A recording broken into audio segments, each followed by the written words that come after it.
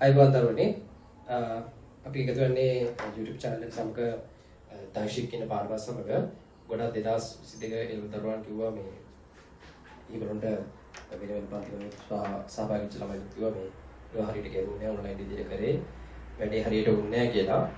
ඉතින් මම තීරණය කරා මේ ඒගොල්ලන්ටත් උපකාරයක් වෙන්න සහ අපි අර ඔන්ලයින් ක්ලාස් එක කරගෙන ගියා එදා දාශික ඒකත් එක්කම මේ එදා සහභාගී වෙන්න බැරිච්ච දරුවන් සහ ඉන්නවා තව මේ ඊළඟ එකට සහභාගී වීමට අවශ්‍යතාවයක් තියෙනවා. ඒ දරුවන්ටත් මේක බැලීම සඳහා තමයි මම මේක කරන්නේ. එතකොට මේ ඔයගොල්ලෝ මේක ඩිස්ක්‍රිප්ෂන් එකේ දිනවන අපේ Telegram group එක. ඒකට join වෙන්න පුළුවන් ඕන කෙනෙක්ට. right. නොමිලේ යන්නේ ඒකත් කියන්න ඕනේ.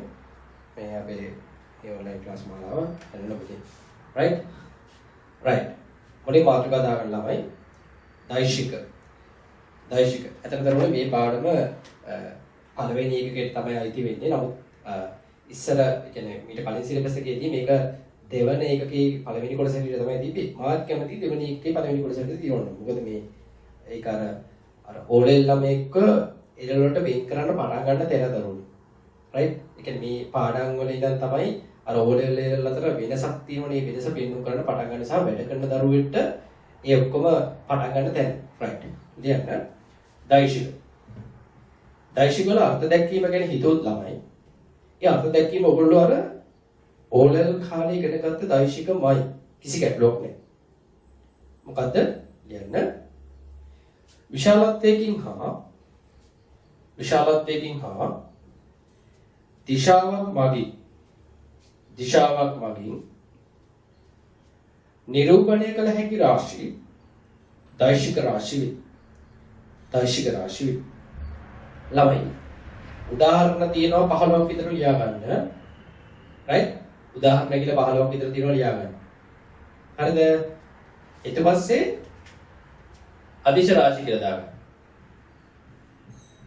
ළමයි මේ දෛශික රාශි.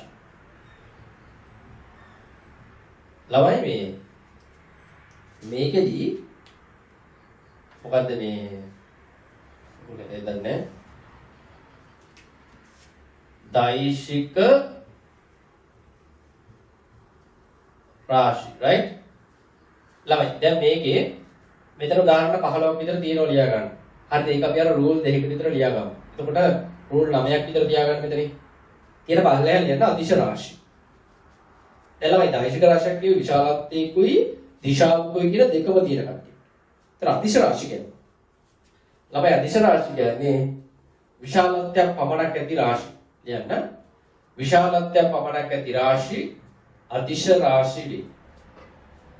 රාශි. right.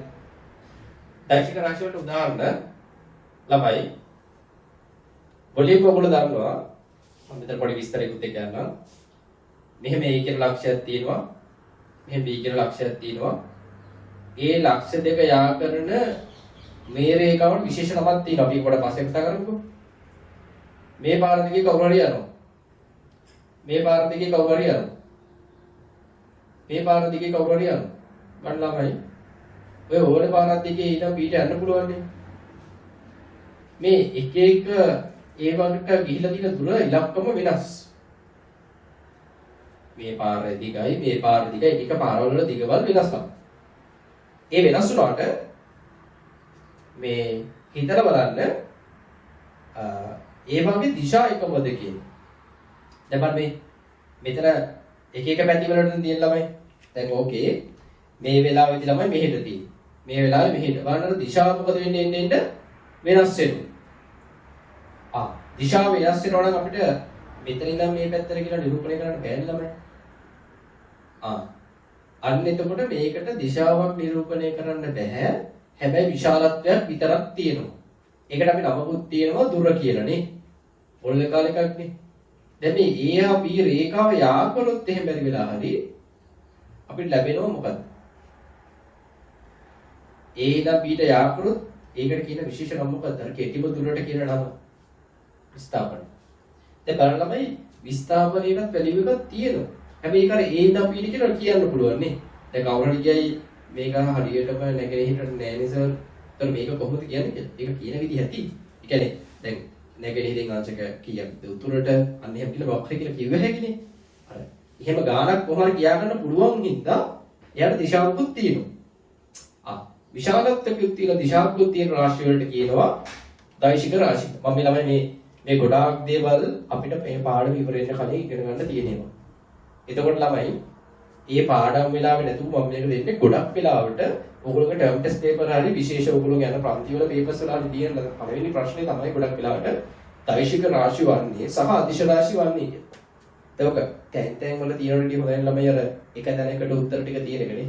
ඒතර අර ගොඩක් ඒවා මේකට දාලා දෙනවා. එතකොට ඔයගොල්ලන්ට තියෙන්නේ පස්සේ අර යාන්ත්‍රිකය ඉවරනහම තමයි මේ නෝට් එකේ ඊටාම වැදගත්භාවය තියෙන. අපි ළමයි කියලා තියෙනවා අර මේ නෝට් එක බැලුවම ඊටාම අර කම්ප්ලීට් විදිහට තියෙනවා සර් මේ ලීසි පාඩම් කරගන්න කියලා. රයිට්? පළවෙනි එක තමයි දෛශික රාශි වලට එන්නේ. එතකොට මෙතන කෙටිපිටුර කිව්ව එක විස්ථාපනය. මේ වගේ ඉගෙන ගන්න තියෙනවා නේද? රේඛී චක්‍රයේදී විස්ථාපනය කරන නම් විස්තර කරනවා. විස්ථාපනය. රයිට්? මේ වෙනකොට අදිශ රාශිය මොකද ළමයි? දුර. ඔයගොල්ලෝ ලියාගෙන යන මාත් එක අර පොඩ ස්පීඩ් වැඩි නම් කියන්න යන එක පොඩ වීඩියෝ එක පෝස් කරලා එහෙම ලියා ගන්න පුළුවන්. රයිට්? ඊළඟට අපි දන්නවා ළමයි අර මේක දිගේ කවුරු හරි දිව්වොත් මේ පාර දිගේ දිව්වොත් අර ඒ මිනිස්යාට ඇති වෙන්නේ වේගයක්. මේ පාර දිගේ කවුරු හරි දිව්වොත් ඒ මිනිස්යාට තියෙන ප්‍රවේගයක්. දැන් ළමයි මේ පාර දිගේ කවුරු හරි දුවන කෙනෙක්ගේ වේගයේ දිශාව සැරින් සැරේ වෙනස් වෙනවා. වේගයට ඉලක්කමක් තියෙනවා. එනමුත් අර දිශාව වෙනස් වෙනවා නම් මේ දිශාවට කියන්න බෑ. ඒතර වේගය කියන එක මොකද්ද? අදිශයක්. වේගය කියන එක අදිශයක්. වේගය මේ පැත්තට එන්න ඕනේ. වේගය. ළමයි ඔන්න ඔතන මට කියලා දෙන්න දෙයක් තියෙනවා. අර වේගය කියන්නේ දුර බෙදීම කාලෙට ළමයි. මේ හරියට සරලව මම කියන්නේ මේක පාඩම් වලදී ඉස්සරහට ඉගෙන ගන්න පුළුවන්. මම සරලව කියන්නේ වේගය කියන්නේ දුර බෙදීම කාලය. ප්‍රවේගය කියන්නේ මොකක්ද ළමයි? ප්‍රවේගය කියන්නේ මේ වේගය right? වේගය. ප්‍රවේගය කියන්නේ ළමයි විස්ථාපනය බෙදීම කාලය. ප්‍රවේගය කියන්නේ විස්ථාපනය බෙදීම කාලය. දැන් මේ පාර දිගේ කවුරු හරි දිව්වොත් එයාගේ වැලියු එකක් තියෙනවා. ඊට අමතරව ඊට B දිශාවට කියලා කියන්න පුළුවන් නේ. අන්න ඒක නිසා යාට විශාලත්වයකුත් තියෙන දිශාවකුත් තියෙන රාශියක් නිසා එයා ප්‍රවේගය දෛශිකයක් බවට පත් වෙනවා. right? ඊට පස්සේ ප්‍රවේගය වෙනස් වීමේ ශීඝ්‍රතාවය මොකක්ද ළමයි? ප්‍රවේගය වෙනස් වීමේ ශීඝ්‍රතාවය කියන්නේ ඔය කාලේ ඉගෙන ගන්න තියෙනවා. ත්වරණය. දැන් මේ පාර දිගේ කාගේ හරි ප්‍රවේගය වෙනස් වෙනවා නම් ඒකට අපි දිශාවක් කියන්න පුළුවන් මේ දිශාවට කියන්නේ. අන්නේ ප්‍රවේගය වෙනස් වීමේ ශීඝ්‍රතාවයට කියන විශේෂ නම ළමයි ත්වරණය. මොකද? ත්වරණය. එහෙනම් ලියන්න. ප්‍රවේගය වෙනස් වීමේ ශීඝ්‍රතාවය ත්වරණය කියන එක දෛශිකයක් නේද? මේ පැත්තට දිශාවක් කියන්න පුළුවන් නේ. ඒතර ත්වරණය දෛශික රාශියක් බවට පත් වෙනවා. right? ත්වරණය. එළම මේ ත්වරණය වගේ වේගය වෙනස් වීමේ ශීඝ්‍රතාවයට විශේෂ නමක් නැහැ. ප්‍රවේගය වෙනස් වීමේ ශීඝ්‍රතාවයට විශේෂ නමක් නැහැ. ඒතර වේගය කියන එක මෙතන නැහැ. මොකද කරන්න දෙයක් නැහැ. ඒක අර වචනෙන් කියන්න පුළුවන් මොකක් හරි මේ වේගය වෙනස් වීමේ ශීඝ්‍රතාවය කියලා නමුත් අර මේ එකක් නැහැ. right? ඊළඟට ළමයි ඔයගොල්ලෝ මේ කැලේ ලියා ගන්නකොට පොඩ්ඩක් විශේෂ පෑනකින් ලියා ගන්න මේ දැන් ළමයි ඔයගොල්ලෝ දන්නවා ස්කන්ධයයි බරයි කියලා දෙකක් තියෙනවා. අපි ඔයගොල්ලෝ දෛශික රාශිය කියන්නේ දෛශික රාශියේ බලය. ඔයගොල්ලෝ අර පොඩි කාලේ ඉඳන් දන්නවා මොකක් හරි මේකක් මත බලයක් නිරූපණය කරොත් ඒක ඔන්නෝම පෙන්නනවනේ දිශාවක් නේද? විශාලත්වයකුත් තියෙන දිශාවකුත් තියෙන ඕනෑම රාශියකට දෛශිකයක් කියලා කියනවා. එහෙනම් බලය කියන එක දෛශිකයක්. හැබැයි ළමයි ගොඩක් වෙලාවට MCQ කියන්නේ බලය නෙමෙයි. ගොඩක් වෙලාවට අහන්නේ බාර. right? එහෙනම් අපි බලමු මේක ගැන පොඩ්ඩක් අධ්‍යයනය කරමු. දැන් ළමයි මෙහෙම මොකක් හරි එකක් තියෙනවා. එයාගේ ස්කන්ධය සිම්පල් එක. අපි යාගෙන බර මාක් කරන්නේ මෙන්න මෙහෙම පල්ලයට දිශාවකුත් දාලා නේද? මේ බර කියන්නේ එක්තරා විදියකට බලයක්. බලන්නේ අපි මෙහෙම අදින්නේ. එතකොට බලයේ විශේෂ අවස්ථාව බර. මෙන්න මේක වෙන පෑනකින් ලියා ගන්න නැත්නම් එක පෑනකින් ලියා ගන්න ඕගොල්ලෝ දැන් highlight කරගන්න. බර කියන එක දෛශිකයක්. බර කියන එක දෛශිකයක්. බර වගේ මෙතන දෙන එක කවුද? අපි ඒක හතරවෙනි එකට දාමු තුන්වෙනි එකට නිකන් ලියා ගන්න වෙන්නේ. මේ ස්කන්ධේ ස්කන්ධේ. ඔයගොල්ලෝ අර ඉඩ තියාගන්න ලියන්න කිව්වා ඒකට තේරෙන්නේ නැති දැන් නේ.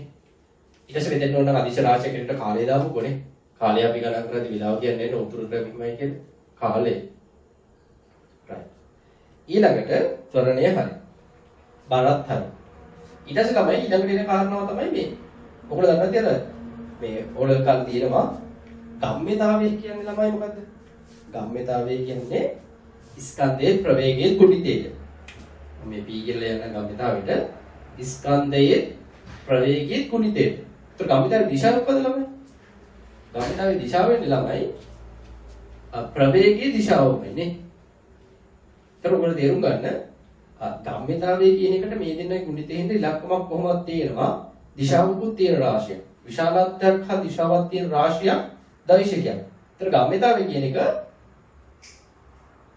ගම්ම්‍යතාවය. right? ගම්ම්‍යතාවය කියන එක දෛශික රාශිය.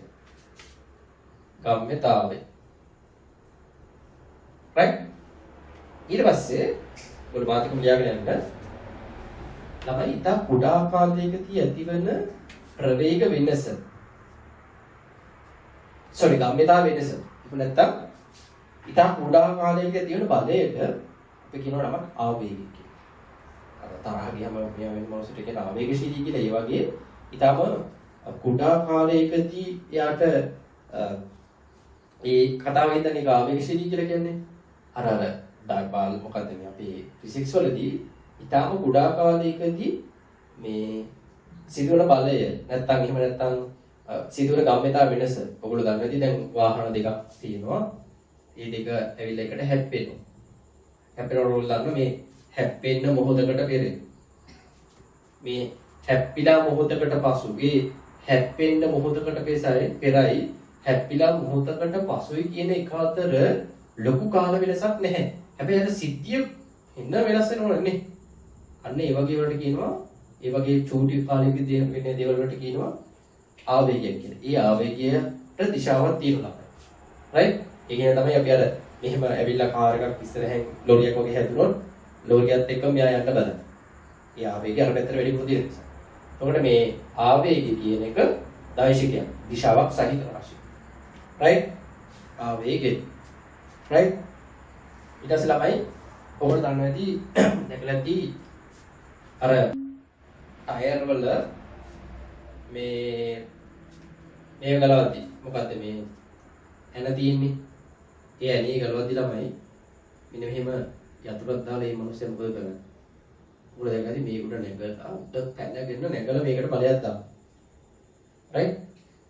දැන් කාට හරි හිතෙන්න පුළුවන් නේ මොකටද උත්තර දෙකේ ගස්සර අර මේ තියෙන්නේ මේක මෙතෙන්ට තිබ්බ මේක යතුරට තමයි අර යකඩ බටයක් වගේ වස්සල වැඩි කරන්නේ. ඉතින් තිබ්බනේ එහෙම නැතුව මෙතනින් දාලා වැඩි ඉවර කරන්නේ. එනවා මෙන්න මෙහෙමයි. මේක අර ව්‍යාවර්තය කියන එක බලයවතාව ලම්බක දුර වෙනම පාඩම් තියෙනවා නම් මේ ඉගෙන ගන්න මේ වෙලාවට මම කියන්නම් නේ හරියට. මෙතන ලම්බක දුර කියලා කිව්වොත් තමයි ඒක වැරදි. දුර කියලා කිව්වොත් වැරදි. ඒක ලම්බක දුර වෙයි. හරිද? මම මේ පාඩම ප්‍රති කියන ලස්සන. බලයවතාව ලම්බක දුර. ඒ දුර ගත්තොත් එහෙම දැන් මනුස්සයාට යොදන්න පුළුවන් බලයේ ලොකු වෙනසක් වෙන්නේ නැහැ ළමයි මෙතනින් දැම්මත් අද වෙන දැම්මත් ඒ බලයේ බලයම තමයි. මෙයා මේ ඈතින් අරගෙන තද කරලා මොකද්ද මේ උත්සාහ කරන්නේ? කරන්නේ පියාවර්තය වැඩි කරන්න. පියාවර්තය වැඩි කරාම මේකට මෙහෙම රොටේට් වෙන්න තියෙන chance එක වැඩි වෙලා තද වෙන්න හරි මුරුල් වෙන්න හරි ඒ කුළු කරන process එකේ වෙලාවේ වෙනවා. දිශාව බලලා. කස්කරුප් නිමේ දැන් හැකියි දවමතින් දාලා බලන්න දිශාව වැඩක් නැහැ දැන් ඉස්සරහට කියලා දෙන්නේ පාඩම කරද්දී. මේ අර දිශාව වේගවලට අවශ්‍ය තද කිරීමද ගලවන්නද කියන එක වැඩි තිබෙනවා. ඒකට දැන් අර මැෂින්ස් ඇවිල්ලා තියෙනවා මං කියන්නේ මැෂින්ස් නැති තැනක විදින වැඩ. right. එතකොට මේ දිග වැඩි කරලා ඒගොල්ලෝ බලාපොරොත්තු වෙන්නේ මෙයාගේ නැති කරන ව්‍යාවර්තය වැඩි කිරීම. ව්‍යාවර්තයේ ළමයි දෛශිකයක් අර මම අතින් දාන්න පුළුවන් කිව්ව දිශාව. දැන් මෙහෙම ඇති වෙන කැරකිලා දැම්මොත් ඇතුළට යන්නේ. එතකොට මෙහෙම කරපවන්න දැම්මොත් එහෙම එළියට එන්නේ කියලා වෙන්න බලන්න. එතන දිශාවක් තියෙන නිසා ඒකට කියනවා දෛශික රාශිය. ඒකට 7 වෙනි එක ළමයි මොකද ව්‍යාවර්තය. සමහරලාට බලගුරු ව්‍යාවර්තයක තමයි. බලගුරු. right. ළමයි ඊට පස්සේ 7ක් හරි. දැන් ළමයි මේ පැත්තට තියෙන ටික ලියලා ඉවරයක් කළා දාමුකෝ ස්කන්ධය හරි. ඊළඟට අපි දන්නවා දැන් අපිට උණ හැදුනාම මේ දවස්වල උණ කියන එක ප්‍රසිද්ධ දෙයක් නෙමෙයි කොරෝනාත් එක්ක. උණ හැදුනාම කාගේ හරි උණ කටුව තියලා බලලා ඒ බලනම අයින කෙනා කියනවද ඒ උණ 32යි බම් උතුරට 34යි බම් උතුරට දකුණට එයි කියලා කියනවද? නෑනේ. දිශාවක් නෑ. ඒතකොට උෂ්ණත්වය කියන එක දෛශිකයක් නෙමෙයි. විශාලත්වයක් විතරක් තියෙන දිශාවක් සහිත රාශිය. උෂ්ණත්වය. ඊළඟට තව මොනවද පුළුවන්? පීඩනය ළමයි දිශාවක් නැහැ. අපි කියන්නේ නැහැ 1.5 උතුරු දිශාවට එහෙමයි කියලා නේද? ඊට පස්සේ ඊටම වැදගත් ඊළඟට වැඩිපුරම අහන ප්‍රශ්නේ තමයි ළමයි කාර්ය කියන එක දෛශිකයක් නෙමෙයි අදිශයක්. ඕක ඉස්සාම මේ කාර්ය ශක්ති ක්ෂමතාවය කියලා කොටසකුත් තියෙනවා මේ දෙවන පාඩමේ. මේ කාර්ය කියන එක අදිශයක්. මේ පාඩම් කරනකොට මම අදාළව කියන්න මේ කරවගොල්ලෝ පොඩ්ඩක් පටන් ගන්නවක් හැටියට පොඩ්ඩක් කර හොඳ නෝට් එකක් හද. ඊට පස්සේ තමයි මෙන්න මේක චුට්ටක් වැදගත් එකක් 8 වෙනි එක අදිශ පැත්ත පිළියම් ගන්නේ අදිශ පැත්තේ විද්‍යුත් ධාරාව ළමයි අදිශය. ඕක ගොඩාක් ඒරලියන් ළමයිට මම දන්නේ තාම ගැටලුකාරී තත්ත්වයක්. දැන් ඔයගොල්ලෝ මුලින් කාලේ දැන් දන්නවා මෙහෙම බැටරියක් දාලා සර් මෙහෙම දිශාවක් දානවානේ. එතකොට ඒ කරන්ට් එක යන දිශාවක් තියෙනවානේ. ඒක විශාලත්වයක් හා දිශාවකින් නිරූපණය කරනවානේ. ඒ නිසා ඒක දෛශිකයක් නෙමෙයිද කියලා ප්‍රශ්නය මගෙන් අහන්න ඉඩ තියෙනවා. ආයි මෙන්න ඒක ගැටලුව නිරාකරණය කරගන්න මෙන්න මෙහෙමයි. දැන් මේ බලය මේක දිශාවක් තියෙනවා වගේ පෙවුනන ළමයි මේක චක්‍රීය දිශාවක්. මම මේ කම්බිය පොඩ්ඩක් ලොකු කරලා ඇඳලා ගත්තොත් මොකද තියෙන්නේ මෙන්න මෙහෙම අවස්ථාවක්. ඔය ධාරාව කියන්නේ ළමයි ඉලෙක්ට්‍රෝන ගමන් කරන දිශාවට විරුද්ධ පැත්තට මාක් කරන එක. එතකොට ධාරාව මෙහෙට ගියා නම් ඉලෙක්ට්‍රෝන ගමන් කරන්නේ මෙහාට. ළමයි මේ තැන් වල විතර මම එක ක්‍රොස් සෙක්ෂන් එකක් ගන්නම්.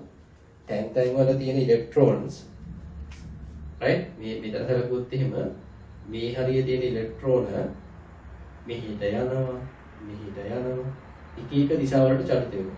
හැබැයි මේක පාස් කරන් යන්නේ මේ දිශාවට නේ. අර ඉලෙක්ට්‍රෝන ගමන් කිරීමේ දිශාවට විරුද්ධ පැත්තට තමයි ධාරාව මාක් කරන්නේ. හැබැයි බලන්න මේකක් කරා බැලුවාම එක එක දිශාවට යන ඉලෙක්ට්‍රෝන යන්නේ. එතකොට අර නිරූපණය කරලා තියෙන්නේ එක ඉලෙක්ට්‍රෝනයේ දිශාව නෙමෙයි. ළමයි නිරූපණය කරලා තියෙන අපි අර චක්‍රීය දිශාව කරන්ට් එක මේ පාත් එක යනවා කියලා නේ. එතකොට ඒක දෛශික රාශියක් නෙමෙයි. අදිශ රාශියක් වෙන්නේ චක්‍රීය දිශාවක් තියෙනවා කියන එක මේ දෛශික රාශියක් නෙමෙයි. අර විශාලත්වයක දිශාවක දෙකම තියෙනවා. right? චක්‍රීය දිශාව නෙමෙයි. right. විද්‍යුත් ධාරාව හරි. ඊට පස්සේ තමයි විද්‍යුත් විභවය. විභව ශක්තිය කියලා එකතු විද්‍යුත් විභවය කියන්නේ විස්තීර්ණ විද්‍යුත් ක්ෂේත්‍ර වලට තව දෙකමාරු විතරයි කියනවලු. විද්‍යුත් විභවය මම විතරම දෙන්නේ ලේසියෙන් තැන් වල තියෙන එකක් අතර දුන්නාමනේ. විද්‍යුත් විභවය. right? විද්‍යුත් විභවය අදිශ රාශියක්. ඒක මම මේ පාඩම කරනකොට හරියටම කියන්න දරුවනේ. දැන් මේ මොකද තේරෙන්නේ නැහැ. right? වීඩියෝ බලන්න දෙපා. ඒක නිසා මේ විද්‍යුත් විභවය කියන අදිශ රාශියක් දෙකට දාගන්න ස්ථිති විද්‍යුත් ක්ෂේත්‍ර කියනකොට මම මේ විභවය ගැන අදහස ඕවලට හරියටම දෙන්නම්. අපි විද්‍යුත් විභවයත් හරි. right. දැන් ළමයි මේක ඔක්කොම වෙනම දාගන්න. right. ළමයි අපි අර ලෝකයේ තියෙන චලිතය තුන් ආකාරයකට වෙන් කරතයි. ළමයි මේ තුන ගත්තොත් පළවෙනි එක රේඛීය චලිතය. රේඛීය චලිතය කියන්නේ ඉරක චලිතය වෙනවා වගේ කියලා දැනට ඉක්කොට කමන්නේ. ඒක හදින්ම අර්ථ දැක්කේ මම මේ රේඛී චලිතය කැලල කරද්දී කියනවා. right? රේඛී චලිතය කියන අපි එක දිශාවකට දැනට ඔයගොල්ලෝ තේරුම් ලේසි. මොකක් හරි එක දිශාවකට චලනය වෙනවා. right? ඒක රේඛී චලිතය. කතිකාවට රේඛාවක් කියවේ චලනය වල හිතමු දැනට. right? එහෙම තමයි 99%ම මේක ඒ හිතන විදිහෙන් කිසි වැරද්දක් වෙන්නේ නැහැ එල් කාඩදී. right? එතකොට ඒක තමයි රේඛී චලිතය. දෙවෙනි චලිතය ළමයි කෝණික චලිතය. මොකක් හරි එකක් කැරකෙන එක. ඒක අර මේ යාන්ත්‍රික විද්‍යා පාඩමේ භ්‍රමණ චලිතය කියන කොටසට අදාළ වෙනවා. ඒකට මේක කෝණික චලිතය. right? මොකක් හරි භ්‍රමණය වෙන එකක් ගැන. දැන් ෆෑන් එක එහෙම ගෙන හිටලා බලන්න ෆෑන් එක කරගෙනවනේ. අන්න ඒ වගේ භ්‍රමණ චලිතයක් නැත්නම් කෝණික චලිතය තමයි මම වචනේ. කෝණික චලිතය භ්‍රමණ චලිතය වෘත්ත චලිතය එක දෙකකට බෙදුව හැකි. තමන්ගේ ලක්ෂ්‍ය වට කැරකීමයි පිටත ලක්ෂ්‍ය කොට කැරකීමයි කියන පදනම මත. ඒවම පාඩම කරද්දී කියන භ්‍රමණ චලිතය. right? මේ කොහොමයි ළමයි ඉගෙන ගන්න තියෙන පාඩම් ඉවර වෙද්දී මම අර මෙතන පොඩ්ඩක් දෙන්න කලින් චුට්ටක් හරි තේරුම් කරන්නයි උත්සාහ කරන්නේ. එතකොට ඒකත් හරි. එතකොට දැන් ළමයි ඊට පස්සේ සංගණිත චලිතය මොකක් හරි බට්ටික් වගේ වෙන කෙනෙක් එකම විදිහට හැම තිස්සම කේන්ද්‍රය විතර යොමු වෙච්ච චලිතයක් නිරූපණය කරනවා. ඒකට කියන සංගණිත චලිතය කියලා. ඒක ගැන සමීකරණ දාලා ගණන් හදන්න ඔක්කොම තියෙනවා 2 4ක් කියන පාඩමේ. right? ඒ අවස්ථාව තේරුම් ගන්නකො. එතකොට දැන් අර ළමයි රේඛීය චලිතයේ තිබ්බේව ගොඩාක් ඒවා ගැලපෙනවා. ඒ වගේම කෝණික චලිතය කියලා දාන්න. ගොඩක් ඒවා තියෙනවා. ඒ කියන්නේ උදාහරණයක් ලෙස විස්ථාපනීය රේඛීය චලිතයේ තියෙනවනේ විස්ථාපනයේ. ඒතර කැරකෙනෙක් කියන එනවා කෝණික විස්ථාපනය. ප්‍රවේගය වගේ කෝණික ත්වරණ. ප්‍රවේගය. ත්වරණය වගේ කෝණික ත්වරණ. අන්නේ ආදි වශයෙන් එනවා. එතකොට ළමයි ගොඩක් ළමයි හිතනවා මේකේ තිබ්බ දෛශික කොටස් කෝණික කියලා දැම්මහම දෛශික කොටස් කියලා. ඒක හැබැයි හරිම අවදානම්. ඒක ගොඩක් සර්ලා කියනවා තේදී ඒක හරිම අවදානම්. එයි අවදානම ළමයි විස්ථාපනයේ දෛශිකයක් වුණාට කෝණික විස්ථාපනය කියන එක දෛශිකයක් නෙමෙයි. ඒකේ තාම වැදගත් එකක් MCQ වල වැඩිපුර ටච් කරනවා. ලියා ගන්න කෝණික විස්ථාපනය කියන එක අදිශ බැස්. කෝණික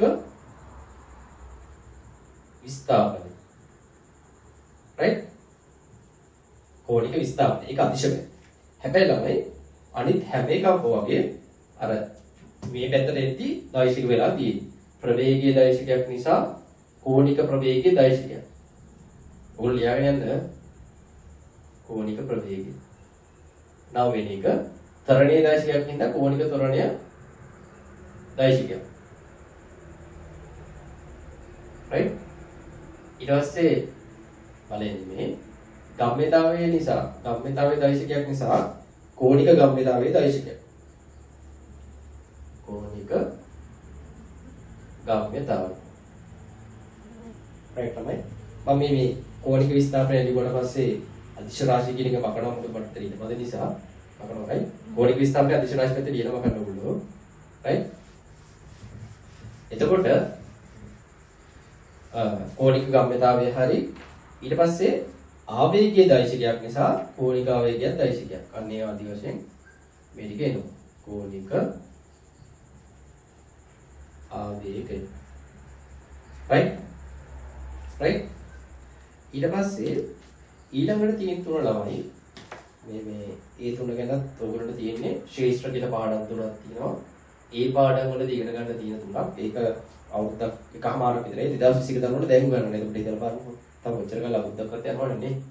එතකොට 12 වෙනි එක කියන්නේ ගුරුත්වාකර්ෂණ ශේෂ්ත්‍ර තීව්‍රතාවය. ඔයගොල්ලෝ ලියන්න. ගුරුත්වාකර්ෂණ ශේෂ්ත්‍ර තීව්‍රතාවය. ගුරුත්වාකර්ෂණ ශේෂ්ත්‍ර තීව්‍රතාවය.